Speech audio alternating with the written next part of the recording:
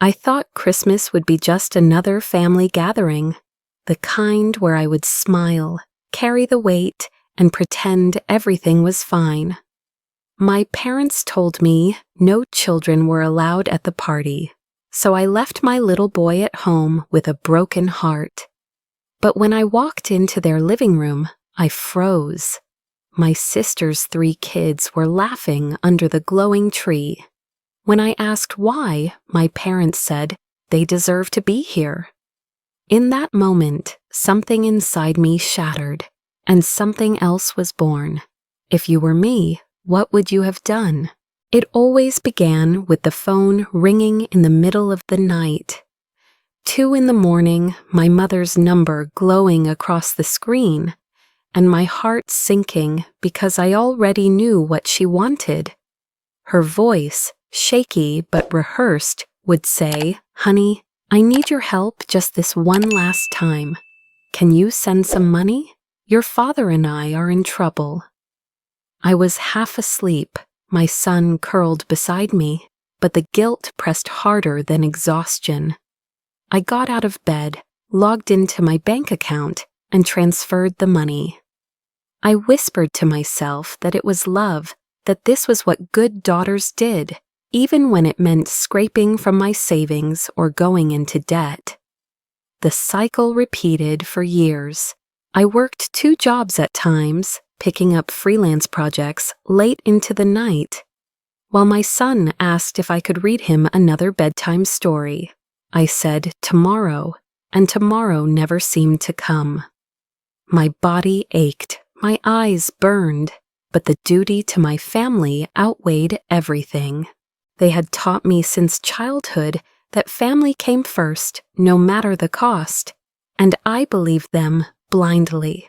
When I was little, my parents would beam at my sister as if she carried the sun in her hands. "She's our golden child," they would say, and everyone nodded in agreement. Her grades, her beauty, her charm, they celebrated every detail. I, on the other hand, was praised only when I sacrificed. "You're such a good girl for helping your sister. You're strong for staying quiet. You're selfless." I internalized it all. Somewhere along the way, I confused being loved with being useful, and I thought maybe if I kept giving, someday they would look at me with the same pride they had for her. But those moments never came. Instead, I became the reliable one, the wallet, the fixer, the emergency contact. My devotion was never questioned, never acknowledged either. I gave because I thought love was something you earned by carrying everyone else's burdens. Looking back now, there were cracks in the facade that I refused to see. They slipped in through offhand comments, sharp like paper cuts. At family dinners, my mother would laugh and say, "Well, your sister's kids are destined for greatness. Not every child can be like them, you know." Her eyes would slide toward my son, who sat quietly, too young to understand the sting, but old enough to sense he was being compared. I forced a smile, trying to ignore the twisting in my chest. There were the group chats, too, family threads that somehow always excluded me. I would hear about events after they happened, birthdays, reunions, even emergencies. When I asked why, the answer was always vague. "Oh, we must have forgotten. It wasn't intentional." I convinced myself it was true. I laughed along, saying it didn't matter.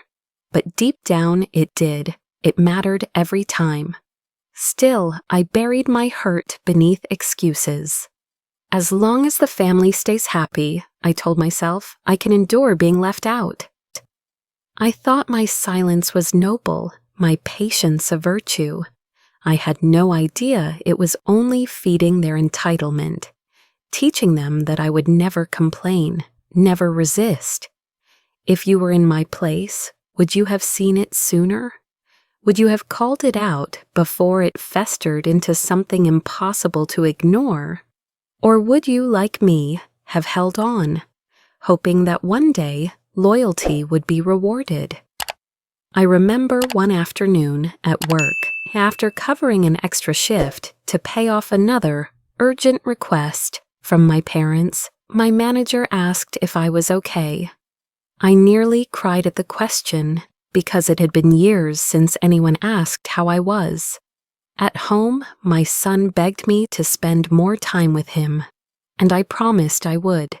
But then the phone rang again. Always the phone. Always another crisis that only I could fix. There is a difference between devotion and captivity, but I couldn't see it back then. To me, love meant endurance. I thought that if I carried them long enough, one day they would carry me too. But devotion without boundaries is not love. It's a trap. A trap I walked into willingly, shackling myself with every late-night transfer, every yes spoken when my whole body wanted to say no. And the cruelest part, I still believed I was making the right choice. I thought loyalty would heal the distance, that sacrifice would bridge the gap between me and my family's affection. But instead, every dollar, every favor, only dug the hole deeper. One night, after sending money I couldn't afford, I stared at my empty account and felt something strange, a flicker of resentment. For the first time, I wondered if I had been wrong all along. That thought scared me more than poverty ever could. I pushed it away, telling myself that daughters don't question parents, that families don't keep score. But deep down, a small voice whispered the truth. They weren't just asking for help, they were using me, and I was letting them. I didn't know it then, but my loyalty had already become the weapon they used to keep me in place. But every story has a turning point, and mine was approaching faster than I realized, because one day, the very devotion I believed would save my family would turn into the chain that almost destroyed me. And when that day came, I could no longer pretend not to see. The call came 3 days before Christmas. My mother's voice was clipped, almost rehearsed. "We've decided this year will be adults only. No children. It'll be quieter, more refined." I glanced at my son, who had been waiting for weeks to wear the sweater he picked out for the family party. His eyes lit up when I mouthed the word Christmas, but then I had to break it to him.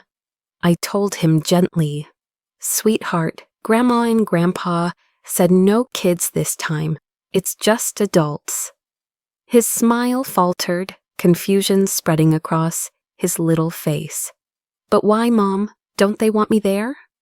I pulled him into my arms and whispered, "Of course they do, but sometimes grown-ups make strange rules. I'll make it up to you, I promise." He clung to me, and I felt his tiny shoulders tremble.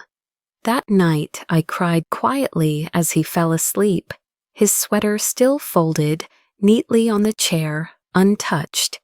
When I arrived at the party, I carried the weight of that promise like a stone in my chest. The front door swung open, warmth spilling out, the sound of carols and laughter filling the air. But then I froze. Right there, under the glittering Christmas tree, were my sister's 3 children. They were laughing, tearing open presents, their cheeks flushed with excitement. My heart stuttered.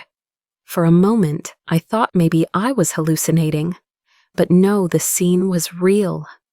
I turned to my parents, my voice trembling. "I thought you said no kids." My father didn't even flinch. My mother glanced at me briefly, then said with the calmness of someone delivering a verdict, "They deserve to be here. It's different." The words sliced deeper than any blade. My son, who had cried himself to sleep, who had believed me when I told him he was loved, was excluded, while my sister's children basked in celebration. I smiled tightly, my body stiff, but inside, a storm was ripping me apart. I laughed, a hollow sound even to my own ears, and muttered, "Of course, different." But in my chest, a quiet earthquake had begun. I laughed, but inside, the ground split beneath me. As the evening went on, I stood in the corner, watching my sister parade her children, watching my parents beam at them as though they were the only grandchildren worth acknowledging. Every carol, every toast, every burst of laughter felt like a slap. My mind spiraled, moving through disbelief, anger, grief, and then something sharper. Memories flooded back, moments I had locked away, thinking they didn't matter.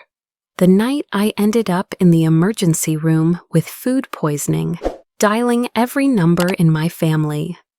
No one answered. I lay there alone, shivering under hospital lights, until a nurse held my hand. Another memory, my birthday, when everyone forgot until my sister posted photos of her own celebration. My parents commented on her cake, but never called me. And yet, I still sent money. I still showed up. I still believed that love meant swallowing every humiliation. But now, watching the golden glow around my sister and her children, I felt something break. The spiral of emotions, shock, rage, despair, squeezed my chest until suddenly it sharpened into clarity. I could no longer play my role as the quiet giver, the dependable fool. The line had been crossed, not in whispers, not in forgotten phone calls, but in the open, in front of everyone. My son had been cast aside, deemed unworthy, and I realized this wasn't just about me anymore. I set my glass down. My hands shook, but my voice, when it came, was steady, almost cold. "I want to thank you," I said, looking directly at my parents. Conversations quieted, heads turned. "Thank you for making it so clear tonight where I stand, where my son stands." My sister's smile faltered. My parents shifted uncomfortably. I continued, each word deliberate. "From this moment on, I am ending every bit of financial support. Every transfer, every bailout, every sacrifice. It ends here." Gasps filled the room. My sister's face drained of color. My father tried to interrupt, but I raised my hand. "No, I've listened for years. Now it's your turn. You excluded my child. You excluded me. Yet you had no issue taking everything I gave. That ends tonight." The silence was deafening. For the first time, I wasn't the background character in their story. I was rewriting it in real time. My sister stammered, "You don't mean that," but I cut her off. I've never been more certain of anything. In that moment, I felt the tremor inside me shift into something powerful. My body still ached, my heart still raw, but I knew I had crossed a threshold. There was no going back. I turned to leave, and as I walked out into the freezing night, I thought of my son waiting at home, his sweater folded on the chair. This Christmas wasn't his loss. It was theirs. They had chosen exclusion, and in doing so, they had lost me. The night after the Christmas party, I couldn't sleep. My mind kept replaying the moment my parents said they deserved to be here, as though it were a verdict carved in stone. I sat at my desk, the glow of my laptop the only light in the room. For the first time in years, instead of sending money, I opened my bank statements and scrolled back, month by month. The numbers told a story more painful than words.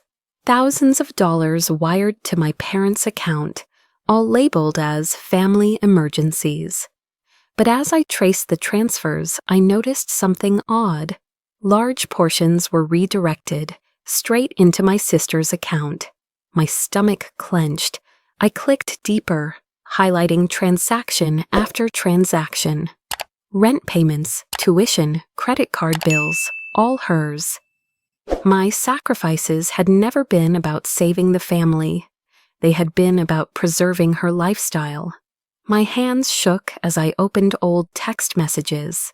Please, from my mother. We just need a little more to cover the mortgage.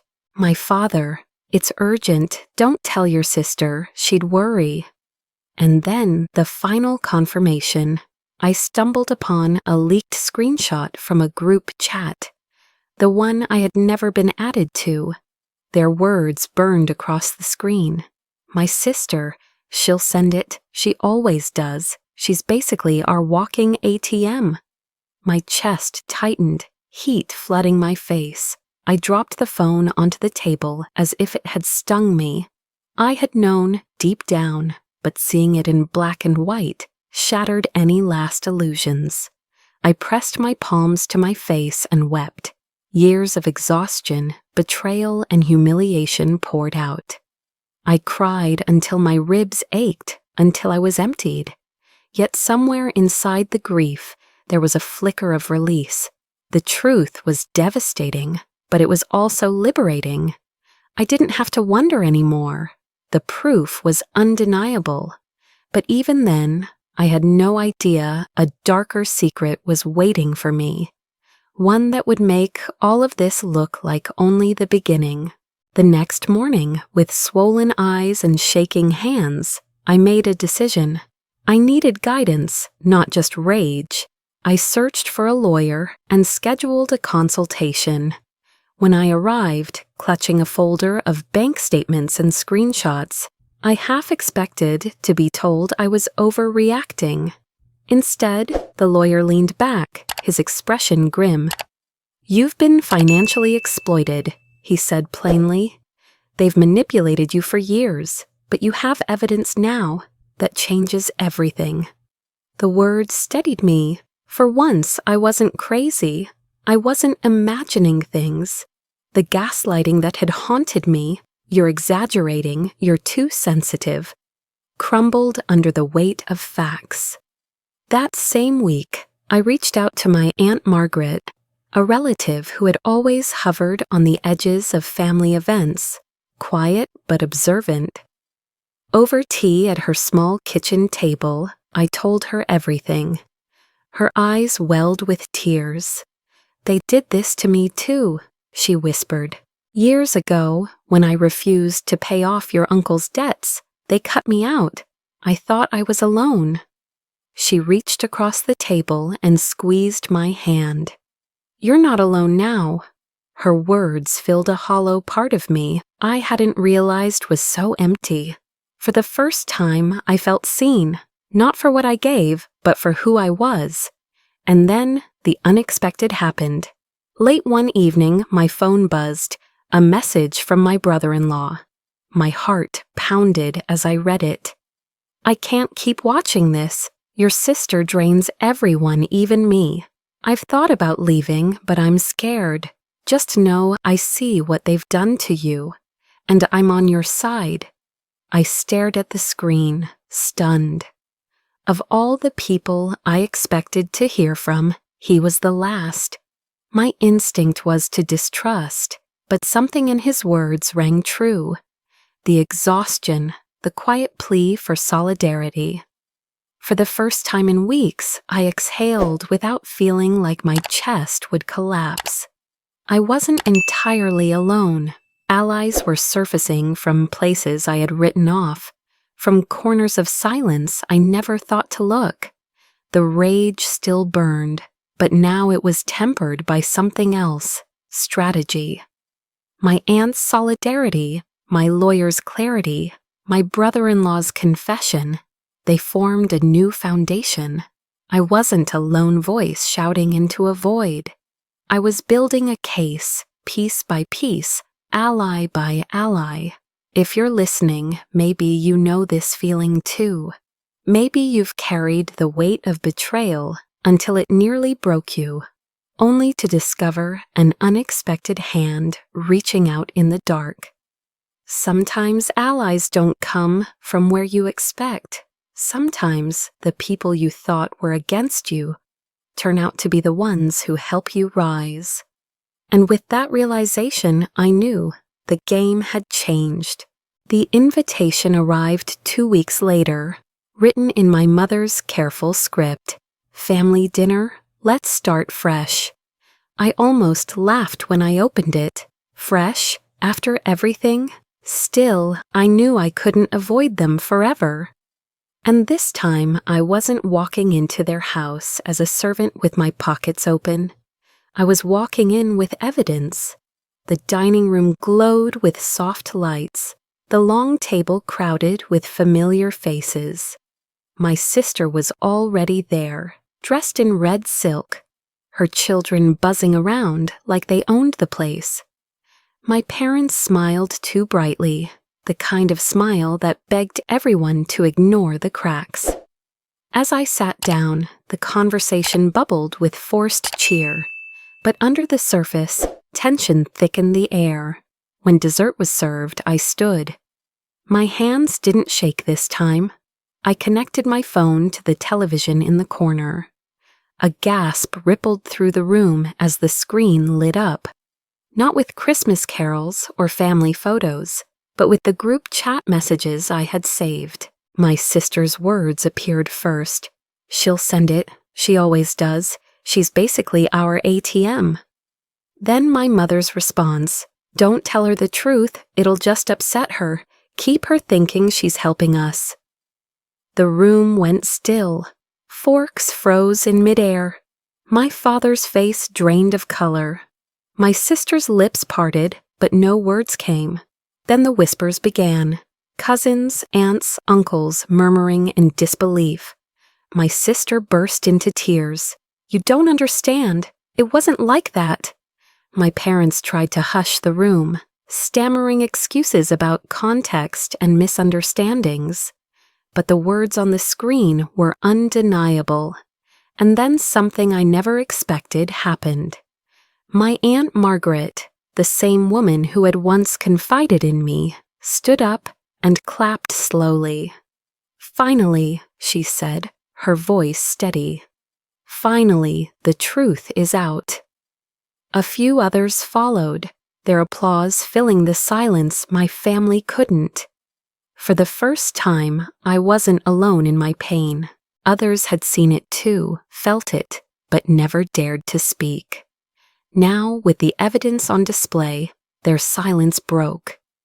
I looked at my parents and sister, their faces pale and frantic, and I realized the power had shifted. They had always counted on me staying quiet, on me protecting them, but now the weight of the truth was theirs to carry.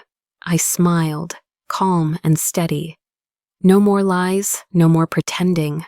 This is who you are, and everyone deserves to know it. The applause died down, replaced by stunned silence. My sister sobbed, my mother shook her head, my father's jaw clenched, but no one dared to call me a liar. Inside, though, I knew this battle wasn't over. They would fight back. They always did. But for the first time, I was ready. They didn't wait long. The next morning, my phone buzzed nonstop.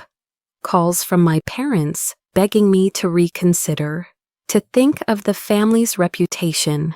My sister unleashed her fury on social media, painting me as the ungrateful child who betrayed her own blood. Screenshots twisted, stories spun, whispers turned into daggers. I muted the notifications, silence filling the space where chaos once reigned. That evening, I held my son close. He looked up at me with wide, trusting eyes. Do we still have family, Mom? I kissed his forehead. We have each other, and that's enough. The truth of those words wrapped around me like armor. For a brief moment, peace settled in, but peace never lasted long with them. 2 days later, my phone rang again. It was Aunt Margaret. Her voice was low, urgent. You need to know something. Your sister didn't just use your money. She's been dipping into the family trust for years. Thousands, maybe more. The air left my lungs. It was worse than I thought. Not only had they used me, but she had stolen from everyone, even from the very legacy my parents claimed to protect. I sank into the couch, clutching the phone. The room spun. This wasn't just my fight anymore. It was bigger, darker. My family wasn't only corrupt in how they treated me, they were rotting from the inside. I hung up and stared at the ceiling, my heart pounding. The war I thought I was fighting, me against them, was only the beginning. Because now the truth wasn't just my weapon. It was the storm waiting to consume them all. The fallout spread faster than I could have imagined. Aunt Margaret's tip about the trust fund wasn't just a rumor, it was verifiable. I gathered the documents she shared, cross-referenced with my own evidence, and presented it all to my lawyer. Within weeks, the whispers turned into headlines within our small community. My sister hadn't just leaned on me for survival. She had siphoned money from the very trust meant to safeguard the family's future. The revelation hit like a thunderclap. My parents, once pillars of respect, found themselves shunned at church gatherings and neighborhood events. People who once nodded in admiration now turned away in silence.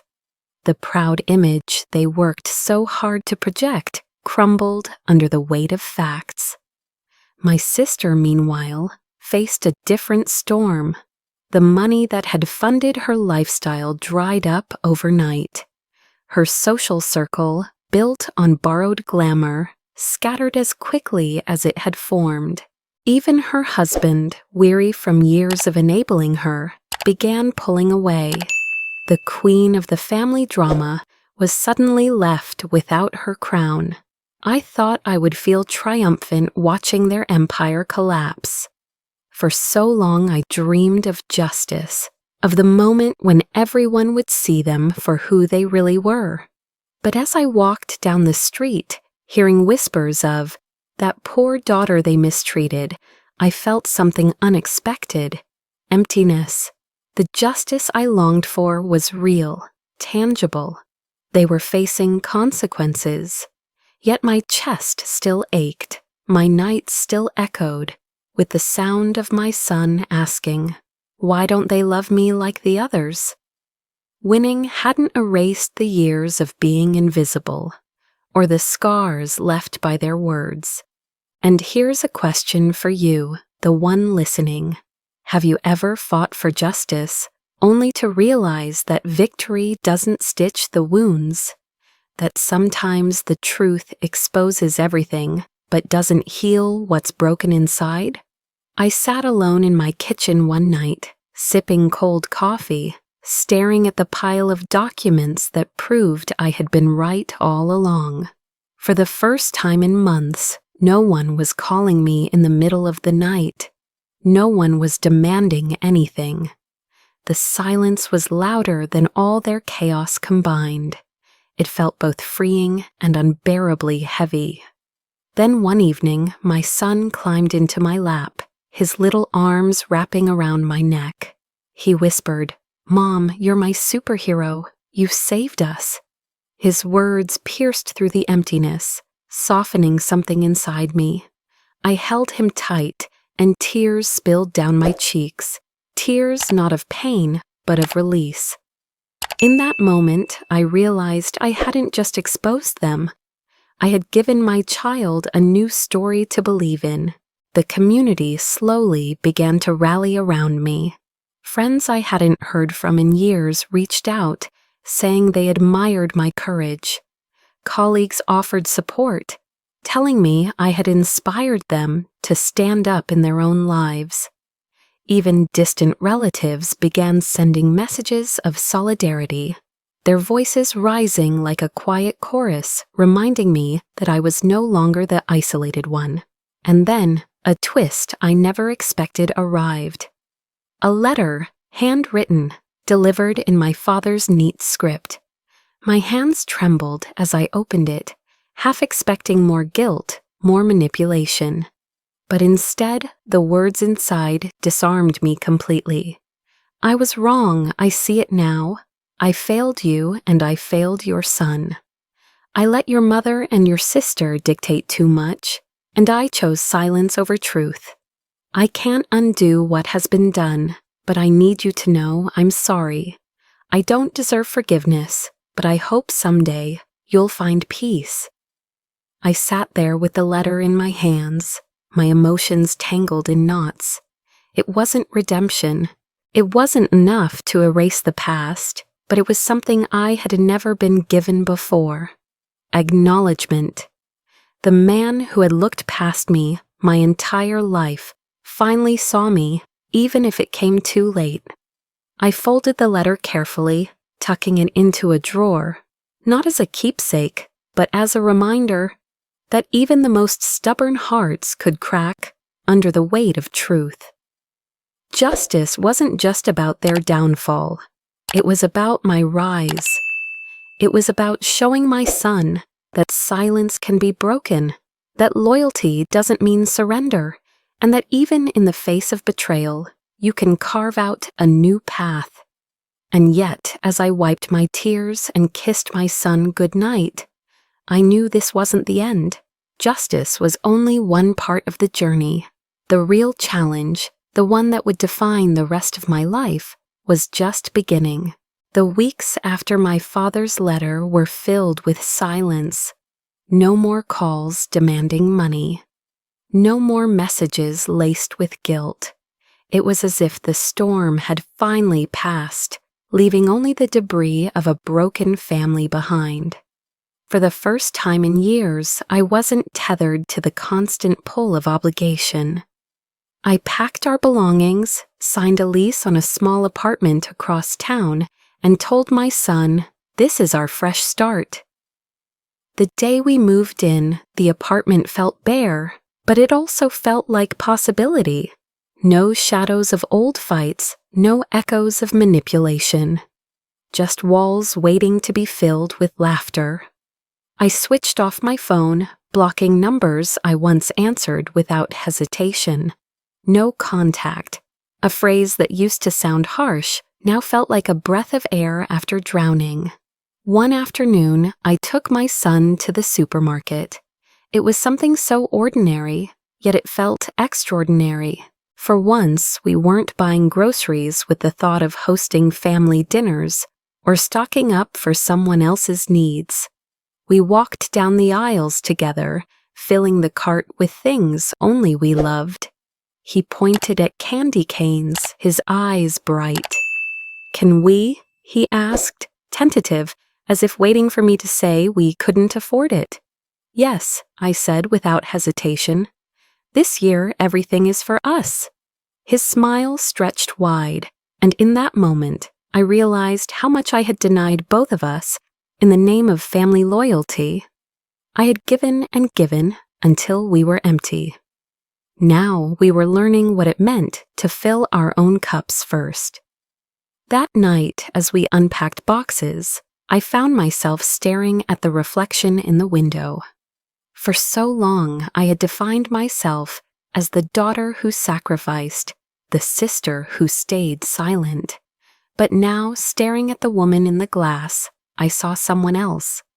Someone who had survived the fire and come out standing. I wasn't just the girl who endured. I was the woman who finally claimed her life. The transformation didn't happen all at once. There were nights I lay awake, missing the family I wished I had, not the one I knew. There were mornings when guilt still whispered in my ear, asking if I'd done the right thing. But every time my son ran through our small apartment laughing, every time I bought something without calculating what I owed someone else, the guilt faded a little more. December crept in again, the first Christmas since everything had exploded. I decorated the apartment with my son, stringing cheap but cheerful lights around the windows, setting up a small artificial tree we picked out together.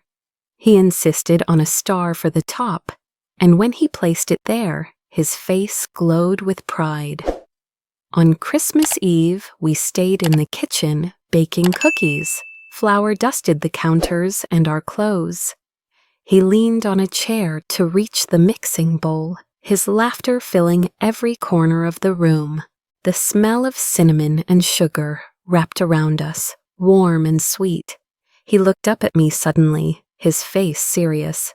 "Mom," he said softly, "this feels like Christmas, the real kind." I stopped, my eyes stinging with tears. I crouched down to meet his gaze, brushing flour from his cheek. "It is," I whispered. "This is our Christmas. No one can take this from us."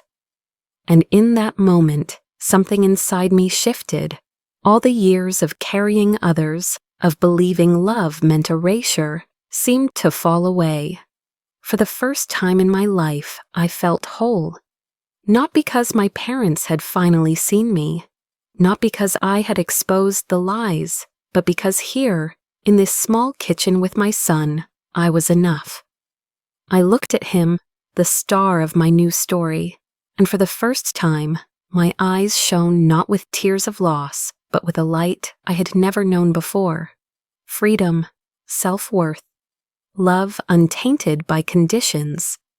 If you're listening now, maybe you've been where I was, measured by others, diminished by their rules.